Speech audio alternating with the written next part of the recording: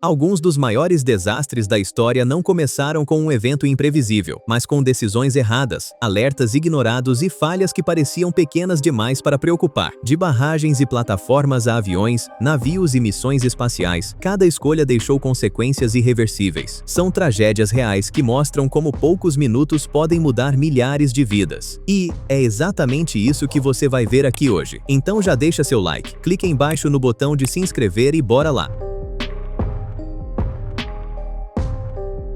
Em Beirute, no Líbano, milhares de famílias viviam a poucos quilômetros de um depósito que escondia um perigo enorme, sem que a cidade soubesse. No porto de Beirute, autoridades deixaram por ano cerca de 2.750 toneladas de nitrato de amônio, um produto usado como fertilizante, mas que também pode causar explosões devastadoras. A carga tinha sido apreendida de um navio abandonado e ficou no armazém 12 sem as medidas de segurança necessárias. Relatórios posteriores apontaram problemas na estrutura do galpão, enquanto as recomendações de segurança diziam que o nitrato deveria ficar longe do calor, do fogo e de materiais inflamáveis. No fim da tarde de 4 de agosto de 2020, um incêndio começou dentro do armazém. Primeiro vieram estalos e uma explosão menor. Cerca de meio minuto depois, a segunda explosão transformou o porto numa cratera e lançou uma onda de choque sobre a cidade. A força foi tão grande que quebrou janelas até no aeroporto. A 9 quilômetros dali, prédios, hospitais, escolas e dezenas de milhares de casas ficaram danificados. Os silos de grãos ao lado do armazém foram destruídos e o navio de cruzeiro Orient Queen tombou no porto. 218 pessoas não resistiram e mais de 7.000 ficaram feridas. Cerca de 300.000 pessoas perderam suas casas. Dias depois, pressionado pela revolta popular, o primeiro-ministro Hassan Diab e todo o gabinete renunciaram. Na hora do almoço, trabalhadores da mina Córrego do Feijão estavam no refeitório, nas oficinas e na área administrativa da Vale, em Brumadinho, Minas Gerais. A barragem armazenava rejeitos de minério e ficava logo acima dessas estruturas. Em 25 de janeiro de 2019, pouco depois do meio-dia, o terreno começou a ceder. A barragem era classificada como de baixo risco estrutural, embora tivesse alto potencial de danos. Quando os primeiros funcionários viram a nuvem de poeira, muitos ainda não entendiam o que estava acontecendo. As sirenes instaladas no entorno não tocaram. O que está acontecendo? Em segundos, a estrutura se desfez e uma onda de lama avançou pela vegetação, pelos galpões, veículos, trilhos e pelo refeitório. As câmeras registraram pessoas tentando correr, operadores manobrando máquinas e carros saindo sem rumo definido. Em pouco mais de um minuto, a lama cobriu o canteiro. 272 pessoas não resistiram, entre trabalhadores e moradores da região. A lama também atingiu a bacia do rio Paraupeba, deixando consequências ambientais, sociais e econômicas que ainda exigem reparação. Relatórios técnicos posteriores apontaram a liquefação dos rejeitos como causa do colapso. O material perdeu resistência e passou a se comportar como uma massa fluida. Em 2026, o Superior Tribunal de Justiça manteve o andamento das ações penais contra engenheiros ligados à Vale e à empresa de auditoria TÜV-SÜD. Christa McAuliffe foi escolhida entre mais de 11.000 educadores para fazer algo inédito, ser a primeira professora no espaço. A bordo do Challenger, ela daria aulas televisionadas para milhões de estudantes. A missão também colocaria um satélite em órbita e observaria o cometa Halley. Só que, na manhã de 28 de janeiro de 1986, fazia cerca de 2 graus Celsius no Centro Espacial Kennedy. O frio representava um risco direto para uma pequena vedação de borracha, chamada O-ring, que selava a junta do propulsor sólido direito. Em temperaturas baixas, ela demorava mais para voltar ao formato e fechar aquela abertura. Engenheiros da empresa responsável pelo propulsor recomendaram que o lançamento não acontecesse abaixo de 53 graus Fahrenheit, cerca de 12 graus Celsius. Mesmo assim, após uma noite de discussões e mudanças de posição, a autorização foi dada. Os responsáveis finais nem receberam todo o histórico de falhas anteriores dessas vedações. O Challenger sobe normalmente diante das câmeras e das famílias que acompanhavam a missão. 73 segundos depois da decolagem, gases quentes escaparam pela junta que não vedou direito. O vazamento atingiu o tanque externo e o conjunto se desintegrou no céu. Os 7 integrantes da tripulação não resistiram. A comissão que investigou o desastre concluiu concluiu que a decisão de lançar foi falha, marcada por informações incompletas, alertas técnicos ignorados e problemas de comunicação dentro da NASA. Na noite de 20 de abril de 2010, 126 trabalhadores estavam na Deepwater Horizon, uma plataforma que perfurava o Poço Macondo, no Golfo do México. A operação já entrava na fase final quando o poço precisava estar totalmente selado para impedir que petróleo e gás sob pressão chegassem à superfície. O cimento usado como barreira não segurava o conteúdo do poço como deveria. Um teste de pressão mostrou leituras incompatíveis entre sistemas ligados à perfuração, sinal de que havia algo muito errado. Mesmo assim, funcionários da BP e da Transocean trataram a anomalia como uma leitura falsa e autorizaram a continuidade da operação. Pouco depois, gás e petróleo invadiram a plataforma junto com lama de perfuração. O alarme de gás disparou, a equipe tentou controlar o poço e os trabalhadores começaram a buscar os botes salva-vidas. O gás metano encontrou uma fonte de ignição e a Deepwater Horizon foi tomada pelo fogo. 11 trabalhadores não resistiram. Embarcações de apoio lançaram água contra as chamas, mas a estrutura queimou por cerca de 36 horas e afundou em 22 de abril. Com a plataforma no fundo do mar, o sistema de emergência não conseguiu fechar o poço. Quase 5 milhões de barris de petróleo vazaram no Golfo do México, atingindo praias, aves, tartarugas, peixes e mamíferos marinhos, além de comunidades que dependiam da pesca e do turismo. A investigação concluiu que não houve uma única falha: problemas no cimento, sinais ignorados, comunicação deficiente e sistemas de contenção que falharam quando já era tarde demais. Em 2014, um juiz atribuiu 67% da responsabilidade à BP, 30% à Transocean e 3% à Halliburton. 5 pessoas pagaram caro para chegar perto dos destroços do Titanic, a quase 4.000 metros de profundidade, no Atlântico Norte. Entre elas estavam Stockton Rush, fundador da OceanGate e piloto do Titan, o especialista francês Paul-Henri Nargeolet e o empresário Shahzada Daoud, que viajava com o filho, Suleiman. A expedição custava $250 mil por passageiro e prometia uma visão rara do navio naufragado em 1912. Só que o veículo usado na descida não era um submarino comum. O Titan tinha um casco de fibra de carbono fechado por peças de titânio, uma combinação incomum para uma viagem tripulada tão profunda. Em 18 de junho de 2023, pouco mais de uma hora depois de mergulhar, o Titan perdeu contato com o navio de apoio. Estados Unidos, Canadá e França iniciaram uma grande busca, enquanto os familiares acompanhavam a contagem da reserva de oxigênio. Os destroços apareceram a cerca de 500 metros do Titanic. A guarda costeira confirmou que o Titan implodiu e que os 5 ocupantes não resistiram. As investigações posteriores apontaram que o cilindro de fibra de carbono acumulou danos ao longo dos mergulhos. O NTSB concluiu que falhas de engenharia deixaram o casco com resistência e durabilidade insuficientes, e a guarda costeira classificou a tragédia como evitável. Segundo o relatório, falhas no projeto, nos testes, na manutenção e na supervisão da OceanGate contribuíram para o colapso.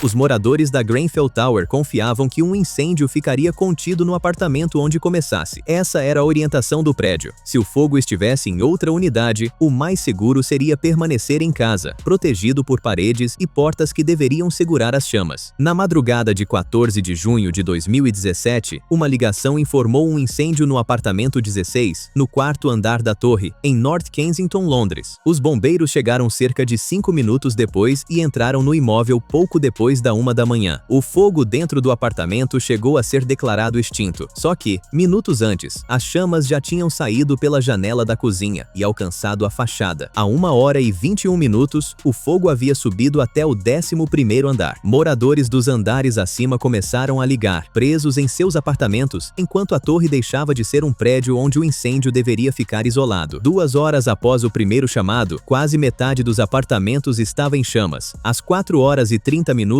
o fogo tinha tomado o edifício inteiro. A investigação concluiu que o revestimento externo altamente inflamável foi a principal razão para a propagação. Instalado numa reforma entre 2015 e 2016, ele tinha painéis de alumínio com núcleo plástico e um espaço de ar por trás, criando um caminho para as chamas subirem pelo lado de fora. 72 pessoas não resistiram. O relatório final apontou décadas de falhas de governos, órgãos de fiscalização e empresas. Ainda em 2026, a polícia ainda investigava possíveis crimes ligados ao desastre.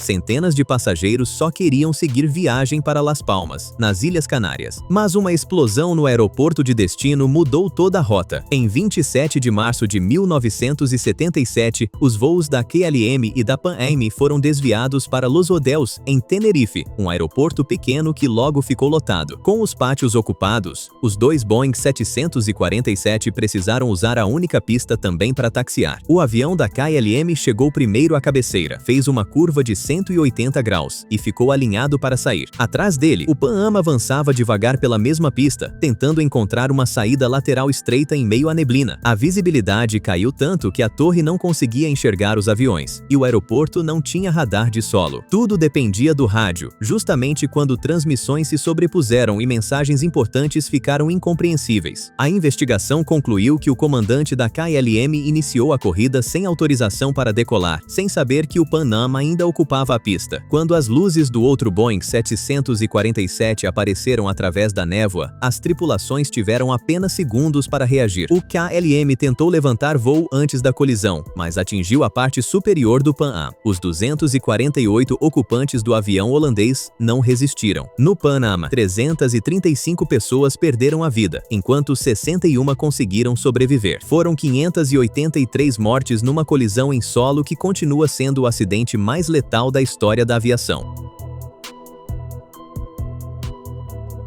Os moradores de Longarone, no norte da Itália, viviam abaixo de uma barragem que parecia indestrutível. Com mais de 260 metros de altura, a Vajon era uma das maiores obras de engenharia da época. O concreto havia sido feito para suportar a pressão da água, mas o perigo não estava na parede da represa. Na encosta do Monte Toc, ao lado do reservatório, relatórios geológicos já apontavam que o terreno era instável. Durante o enchimento, surgiram os sinais: tremores, rachaduras, árvores inclinadas e pequenos deslizamentos. Em 1960, uma massa de cerca de 700 mil metros cúbicos caiu na água. A empresa interrompeu o enchimento por um tempo e passou a alterar o nível do lago, tentando controlar o movimento da montanha. Mas a encosta continuou cedendo. Na noite de 9 de outubro de 1963, às 22h39, cerca de 270 milhões de metros cúbicos de rocha, terra e vegetação se soltaram do Monte Toc e caíram no reservatório em menos de um minuto. O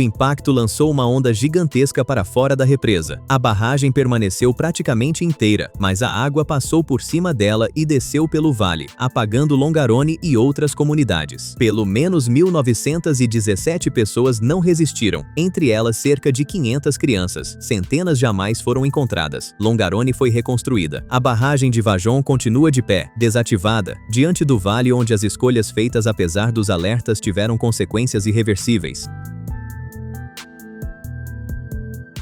A Blue Origin se preparava para o quarto lançamento do New Glenn, foguete criado para missões longas e pesadas. A próxima tarefa era colocar em órbita os primeiros 48 satélites da Amazon Leo, parte do plano da empresa de Jeff Bezos de oferecer internet por satélite. Antes disso, o foguete precisava passar por um teste de ignição estática na Flórida. Ele ficaria preso à plataforma, com os motores ligados no solo sem sair do lugar. Era uma preparação para a missão, não um lançamento com tripulantes. Em 28 de maio de 2026, durante esse teste, a Blue Origin registrou o que chamou de uma anomalia. As chamas começaram na base do New Glenn e, em segundos, tomaram toda a estrutura.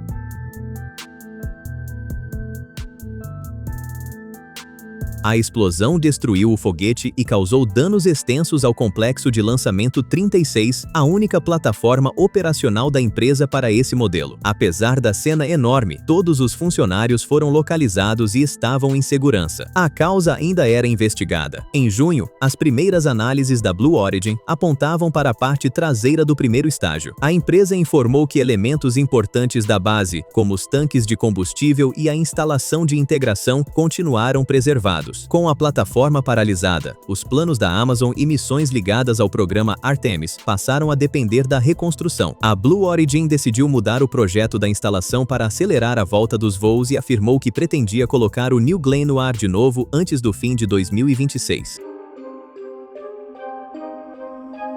Tom Harding precisava deixar um trem de carga estacionado durante a noite numa linha em declive perto de Nantes, no Canadá. Ele era o único funcionário a bordo de uma composição gigantesca, 5 locomotivas e 72 vagões-tanque cheios de petróleo bruto, que seguiriam viagem pela manhã até a refinaria. Harding acionou 7 freios manuais e foi para o hotel, só que uma das locomotivas já apresentava problemas e, pouco depois, pegou fogo. Os bombeiros desligaram os motores para combater as chamas, seguindo o procedimento. Com os motores desligados, os compressores também pararam de alimentar os freios a ar. Havia vazamentos no sistema e a pressão foi caindo aos poucos. Os freios manuais aplicados não eram suficientes para segurar todo aquele peso na descida. Sem ninguém na cabine, o trem começou a se mover e percorreu cerca de 11 quilômetros em direção a Lac-Mégantic, em Quebec. Na madrugada de 6 de julho de 2013, a composição entrou no centro da cidade muito acima da velocidade permitida para a curva e descarrilou. Dezenas de vagões se romperam, liberando aproximadamente 6 milhões de litros de petróleo e provocando incêndios e explosões. O fogo tomou ruas, prédios, redes de esgoto e áreas próximas ao lago e ao rio. 40 edifícios foram destruídos, cerca de 2.000 pessoas precisaram deixar suas casas e 47 pessoas não resistiram. A investigação concluiu que não houve uma causa isolada. Apontou falhas de manutenção, regras frágeis para trens desacompanhados, operação com apenas uma pessoa e a ausência de proteções que poderiam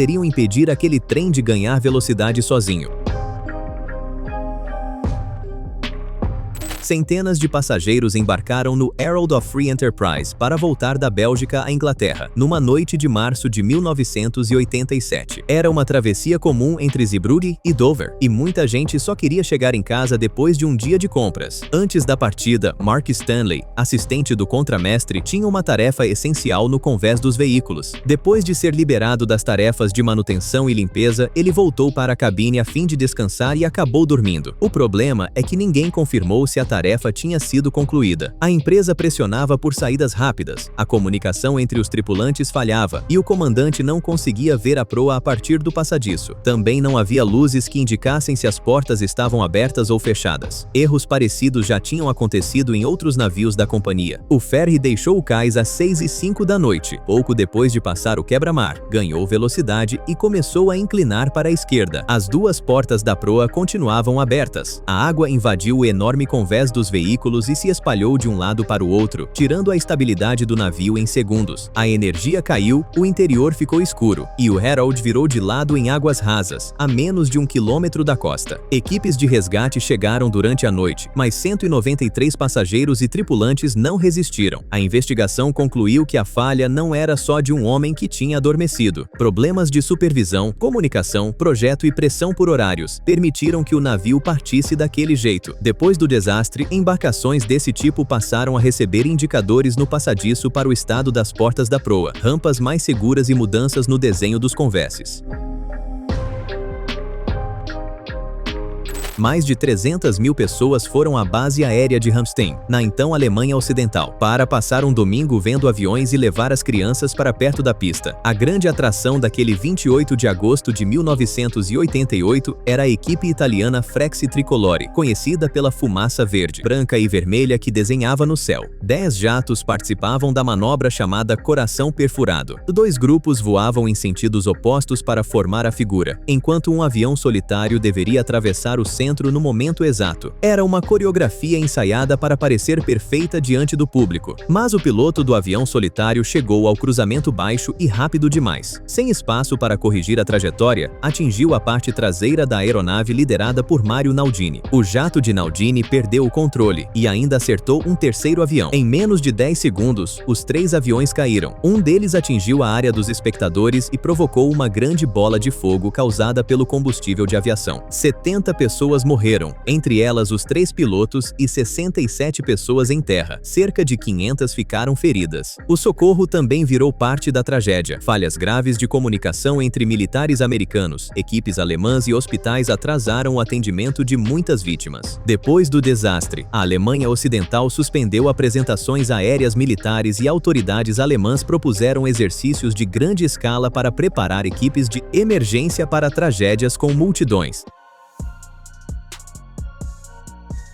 Na tarde de 29 de junho de 1995, clientes e funcionários entravam na loja de departamentos Sampoong, na cidade de Seul, como em qualquer outro dia. Era um dos maiores centros de compras da Coreia do Sul, mas o prédio já tinha problemas que a administração conhecia havia meses. A construção começou como um complexo residencial. Durante a obra, o plano mudou para abrir uma loja de departamentos maior e mais lucrativa. Colunas foram alteradas para abrir espaço para escadas rolantes, o quinto andar ganhou restaurantes, e os pilares de cima nem ficavam alinhados aos dos andares inferiores. Anos depois, 3 aparelhos de ar-condicionado pesados foram arrastados pelo telhado, em vez de serem removidos por guindastes. As rachaduras apareceram e só pioraram. Naquela manhã, elas tinham aumentado de forma assustadora. Engenheiros alertaram que a estrutura podia falhar e pediram a evacuação. Os diretores discutiram a situação, fecharam o quinto andar e desligaram o ar-condicionado, mas a loja continuava cheia. A decisão de não retirar todos dali foi ligada ao medo de perder as vendas de um dia movimentado. Enquanto clientes e trabalhadores permaneciam no prédio, executivos deixaram o local. O teto e o quinto andar da ala sul cederam primeiro. Em menos de 20 segundos, grande parte do edifício desabou até o subsolo, prendendo cerca de 1.500 pessoas sob os escombros. Foram 502 mortos e 937 feridos. A investigação apontou falhas no projeto, na construção e na manutenção. Lee Jun foi condenado por homicídio culposo, e outros executivos e funcionários públicos também responderam pelas irregularidades. Não esqueça de se inscrever para assistir mais vídeos como esse.